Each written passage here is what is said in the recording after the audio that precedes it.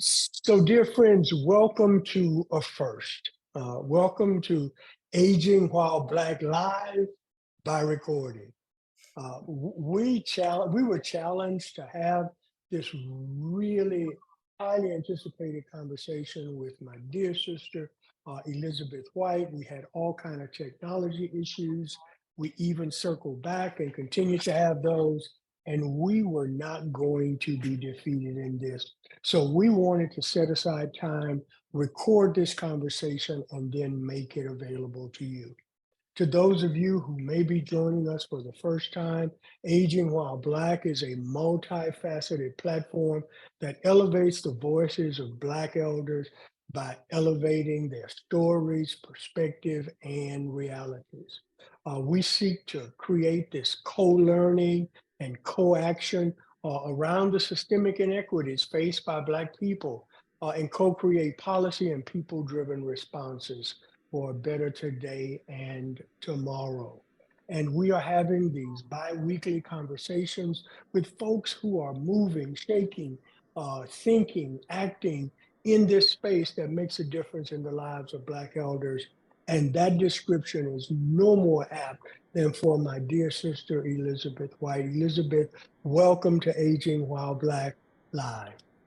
I am thrilled to be here. From the moment I heard you speak at the American Society on Aging conference a couple of years ago, you were someone I said, this is someone I need to meet and get to know. So I'm thrilled to be here.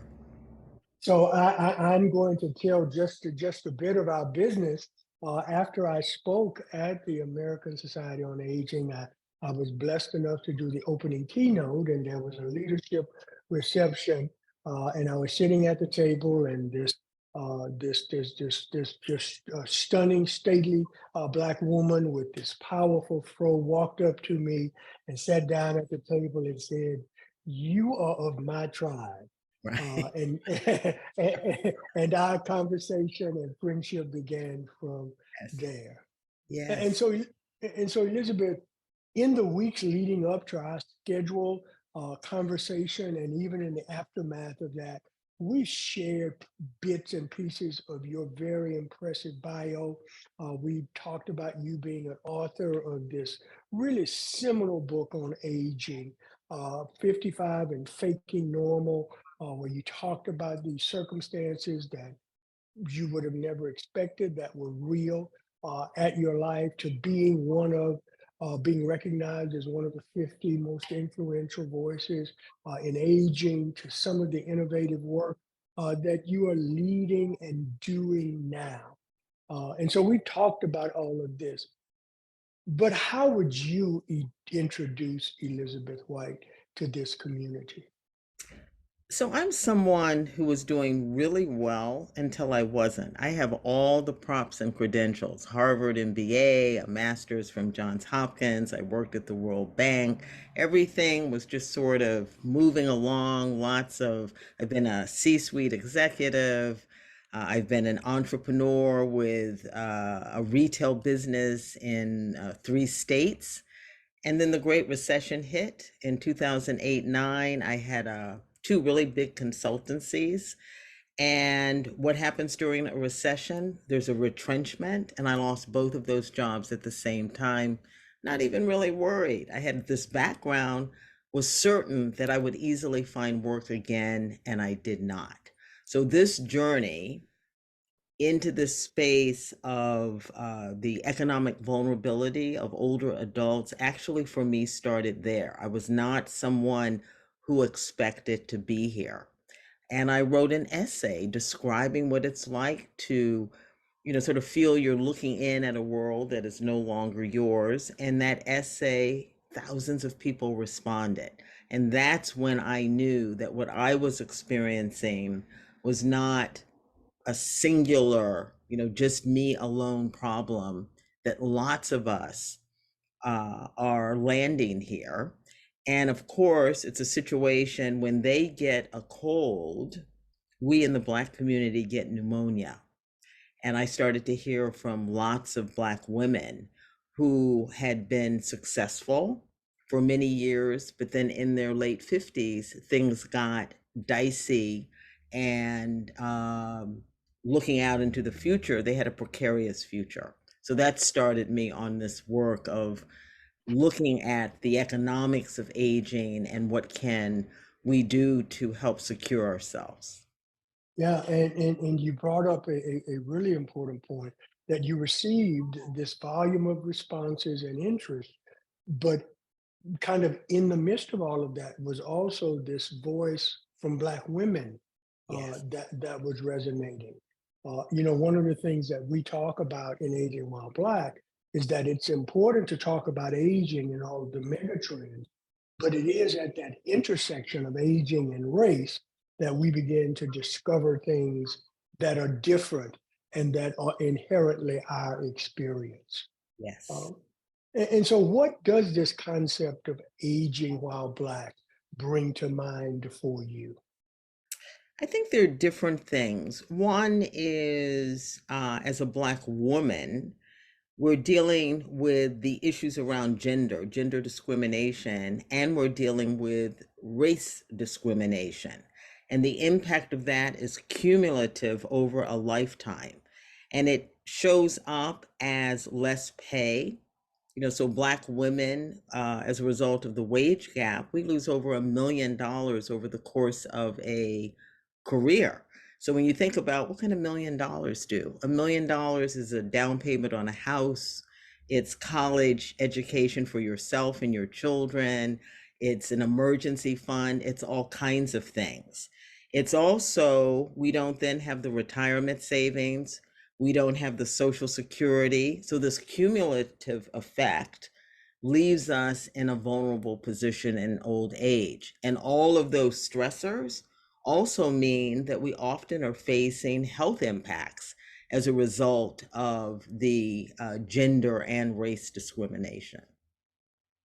Yeah, so there is a lot there. I was reading recently uh, that the group most impacted by debilitating injury and chronic illness in old age are Black women, and Yeah, that a huge contributor to that is stress is and stress. and other factors.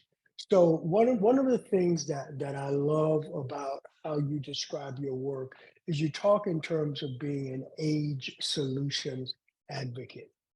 Help us understand how we should embrace that. What does that mean for you, and what does this mean for this whole field of aging that we see just mushrooming around us? I think there's a term that we hear more and more, and that term is resilience. I just did a focus group with a group of solo agers, so Black women who were all single. Some had been married, divorced, widowed, but at older age were now aging alone. And they didn't like that term, solo ager, a number of them, because they had church community. They had Mm. community with sororities. They had sort of non-traditional sort of friendship circles that they felt helped them to navigate the things that we were talking about earlier, so that in the midst of the stress that you were just mentioning, there was also this feeling of we persevere. There was also this feeling of the importance of self-care. And I don't just mean sort of nails done and hair done, but that sort of deep communion with other women in particular, and where we're checking in with each other. We're not feeling alone, though we are aging alone. And so, how do in the midst of that landscape, how do you see your impact and your ability to show up in ways that is difference making? So I think one of the important things is that the onset of ageism. So I have heard from white men, for example, that ageism is the first time they have experienced any kind of ism. It's the first time that upon walking into a room, people have a negative impression. If you are Black or a person of color, if you are a woman, this is a muscle that you have learned to work over the years. I am accustomed to people having a diminished or deficit led or negative impression of me. That is something I have had to navigate my entire life. You, as a Black man, this is something you've had to navigate your entire life. So when you throw ageism in, with sexism and with racism, this is a muscle we've already worked. So in some ways, we are better equipped to deal with the challenge of that ageism. It is not the shock that it is, I think, to some other people who have never experienced it before. I had a Uh, Black man, I would just had this, I had a Black man say to me once that he noticed that white women stopped clutching their purse when they saw him, as he now presented as an older gentleman, that they didn't feel, and he said it was oddly a kind of relief to him. So yeah. all kinds of ways this shows up differently for us. Thank you. So, as we look at this landscape, what are some of the more significant opportunities and challenges that you think we ought to be pursuing solutions and responses in? So one of the things that I think is really important is our housing. Housing, I had somebody say to me, look, if I have my housing together, I can extreme coupon it the rest of the way. It is really the foundation of our health, of our wellness, and our stability. So I've had the opportunity over the last year, about 15 months ago, I joined a venture studio at age 68. I'm 69 now, and have the opportunity for the first time, because I've been sounding the alarm on the retirement income crisis, and I've wanted to do more. I've wanted to be part of the solution, not only raising this issue as the challenge that it is. And I focused on housing because it's often our biggest expense. And I'm focused on co-living, on how can we pool our resources and live together. Now, I'm not talking about living together where you get a dorm room. We are too old for that. How can we have our own private quarters, which we need, yet be in community with other people so that in the middle there is some shared space? I say this is important because the kind of help that we're going to need as we age is not polite help. It's not enough, okay, I'm going to have a coffee with you and it's going to all go away. A friend of mine is dealing right now with a dear friend of hers who is showing some of the cognitive decline of Alzheimer's, and the village that it is taking to make sure he is supported it's inconvenient. We're going to need the kind of help where it's not polite help. We are going to be inconvenienced and we are going to inconvenience others. So how can we shape our housing so that that does not fall on a single person? Because lots of us are aging alone. So even if you're not a solo ager, and in with solo agers, I'm also including um, those of us who have adult children who are not in a position to help. We were talking a little earlier, and I mentioned that when when my grandfather died, my grandmother came to live with my family. I was a little girl. She lived with us for 25 years. There are a lot of families now that don't have the resources or the space for Nana to come. And so Nana, in her 70s now, in her late 60s, how do we build support, I think, on in the housing sphere that can help her to live better than she could live by herself? And so that's where I am focusing, and I am working with architects and developers and co-living experts to design something that could help to address this need, which I think is critical. So you said so many things there that are just really, really important, that I just want to name a few of them that just really leapt out at me, Elizabeth. One is this notion of housing, just how critical it is, and that if I have, in the words of our elders, if I have a roof over my head, I'll be okay. And I don't think that we are as sensitive as we should be to the number of people who are either housing deprived or in proximity to being such. And so, just the issue of housing and the innovative approach is important.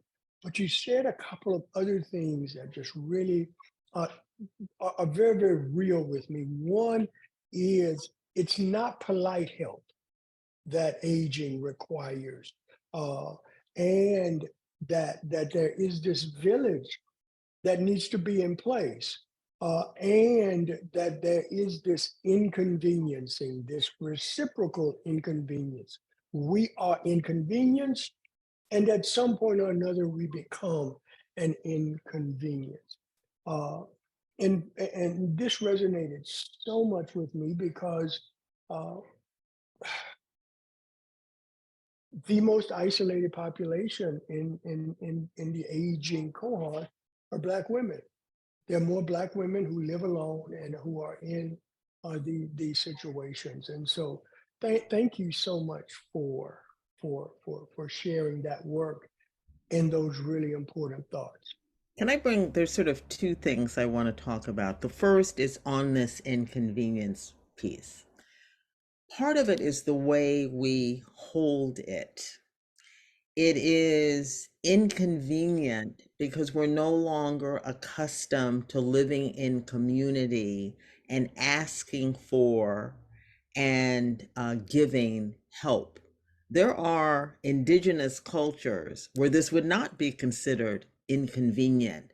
This would be part and Where parcel of the natural flow. So some of it is living in a society that is so individualistically focused, okay, where we're all fending for ourselves, it makes that ask for help hard for us.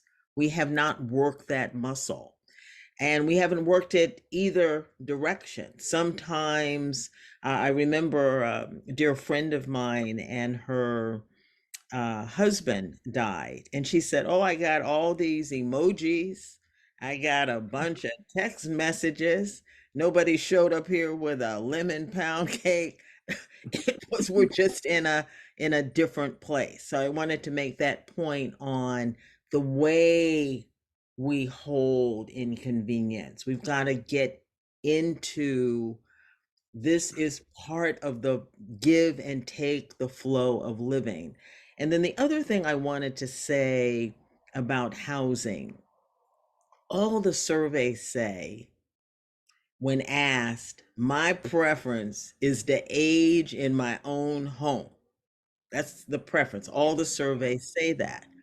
Here's the truth, though: only 4% of American housing stock has the kind of age friendly features that would allow us to age in our homes safely and comfortably.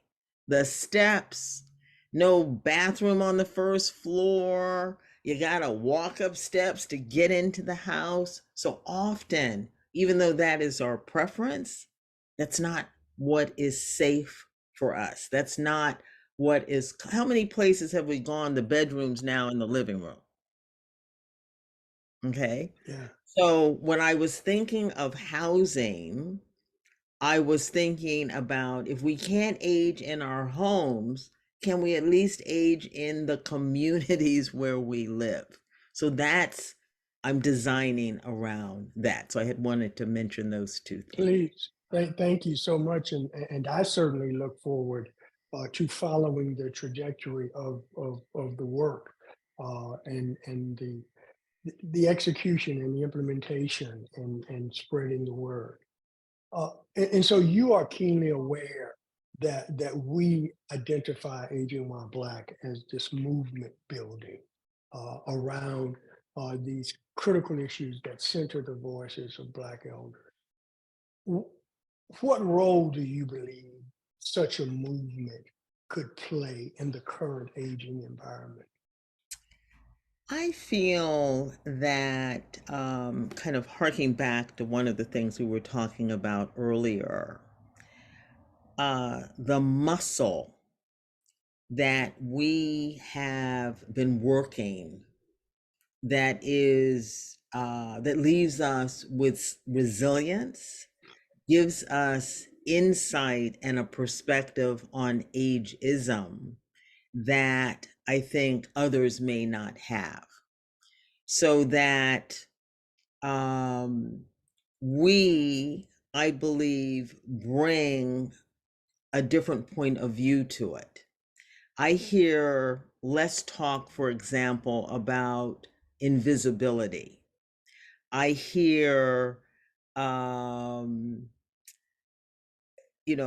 less of the I wish I was 35 again, sort of when I'm thinking of my circle of friends. Most of sort of when I'm talking to my women friends, there is a contentment, I would almost say. And it's not superficial contentment because everything is going well, but the weathering that we have experienced, the challenges that we have experienced, that I find a deep grounding here with many of us as we get to this age. There's a term that I've recently discovered that I've been really kind of enjoying, kind of what I'm finding there in terms of reframing of aging. And it's called gerotranscendence, like gerontology, etc. And and it's really about where we begin to focus on what's really important. Um, there's a very dear male friend of mine who said there were many things about the pandemic that he liked. He liked being by himself. He liked some of the quiet. He liked not being obligated to just go to things that he didn't want to go to. And I think we're in a phase of life that we should not define successful aging by how many youthful attributes can we manage to hang on Mm, to. It is, what does this phase mean? What is the language we're going to use to describe this period of life? And I think that that is something that as elders in the Black community, that we have the opportunity to influence and shape kind of where we land on that. Our generation is the first up the hill. We're living longer than people used to live. And so there's a little bit of kind of crazy making right now as we are sorting it out, but there's a real opportunity here. So I think the movement that you are leading, that you are inviting us to join, is so important and so timely. thank you. And thank you for introducing Gero Transcendence to me and to, I'm certain, many in our community. And so I want to end in this space and certainly give you an opportunity to share any parting thoughts with our audience. But as you're aware, you and I have talked. I truly enjoyed in Atlanta before you had to move over to start sharing your book, selling your book. We talked about Aging While Black being this movement that's around these three pillars: recalibrating the village, making certain that the infrastructure, you're working in a critical area, housing, that the infrastructure that supports Black life is prepared for what is already begun to happen. Second is embracing innovation and rapid change. How do we make certain that technology and the changes that are happening around us accrue to the benefit of Black elders rather than in some way contributing to this oft discussed divide that exists? And then leaning into this spirit of Sankofa. How do we make certain that we tap into the wisdom of the elders in ways that build stronger communities, families, and organizations?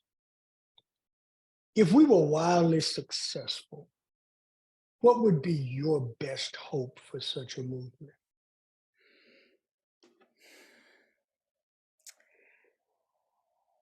That we would come to a time where it's not necessary Uh, if we're wildly successful.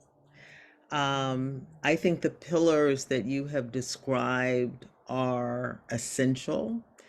I would add one more around intergenerational conversation and connection. I learned so much from my younger friends, and I believe it is mutual. And again, in the same way we live in a culture that everybody's self-sufficient and independent, we also live in a culture where we are age segregated all the time and don't get to um, share the wisdom in both directions. I was saying on a podcast I was interviewed for once, the best relationship advice I ever got was from a young woman 40 years younger.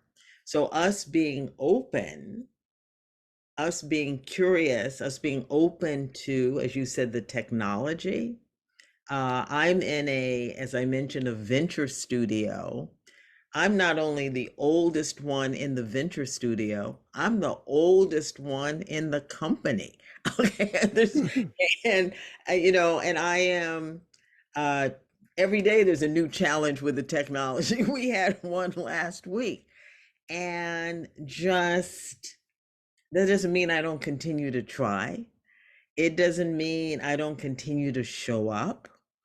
It doesn't mean I have to do it perfectly. So